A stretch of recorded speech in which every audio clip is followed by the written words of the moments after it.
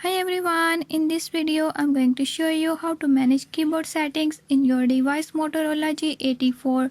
In this device Motorola G84, I'll show you how you can do it.